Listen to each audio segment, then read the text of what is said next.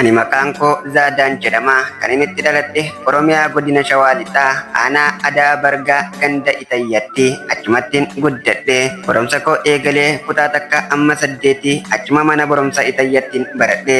Xumura yeroon ministeerii kutaa 8 fudhadhe. Mana barumsa Aaskuul magaalaa Incitti darbu nama maqaan isaa Kabbuu Darajjee Taaddasaa jedhamuun wal bare. Innis kutaa 10 barata. Ani immoo kutaa 9 baradha. Jaalala kana adda isaa dheereffannee waliin turre. Achi booda abbaa koo na jalaa du'e. Jaalalleen koo Kabbuun abbaa ta'e, haadha ta'e, hiriyaas ta'e, jaalallees ta'e na guddisee, na kunuunsee, barumsa koo na xumursiisee waliin jiraanne.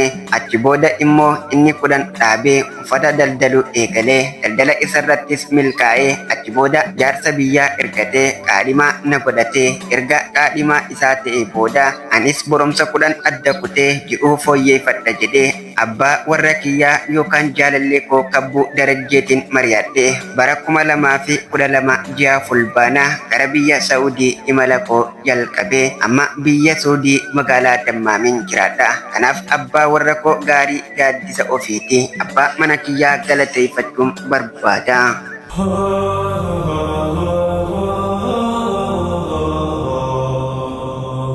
Dhugumatti xalayaan tun hedduuta kana gammachiifte. Abbaan manaa haadha mana isaatiif yoo ta'u oole haati mana isaa abbaa manaatiif akka tola ooltu nama barsiisa waan ta'eef. Kanaaf viidiyoon kun yoo isinitti tole sheer godhaatii waliif qoodaa. Ati yoo abbaa manaa qabaatte abbaa mana keetii waa irraa baratte. Atis yoo haadha manaa qabaatte haati mana keetis waa irraa baratte waan ta'eef. Akkasuma yoo dardaraa fi dubara teesse fuulduratti viidiyoon kun waa isin barsiisa. Kanaafuu sheer laayik godhaatii waliif qoodaa. Asumaan warri xalayaa jaalalaa keessan ergachaa jirtan xalayaan jaalalaa keessan na bira ga'ee jira. Obsaan eeggadhaa. Warri immoo xalayaa jaalalaa jettanii barreeffama dhedheeraa natti ergaa jirtan asirratti isiniif dhiyaachuu hin danda'u. Kan immoo heeraa fi seera xalayaa guuttanii bifa kanaan bareechitanii barreessitan xalayaan keessan isiniif asirra dhiyaata. Hangasuu obsaan nu eeggadhaa. Kanaaf hojiin keenya yoo isin gammachiise peejii kana guddisuudhaaf sheer walii godhuu hin dagatinaadha. Filannoon keessan burqaa laaf istoorii haa ta'u hunda keessan isin jaalladha.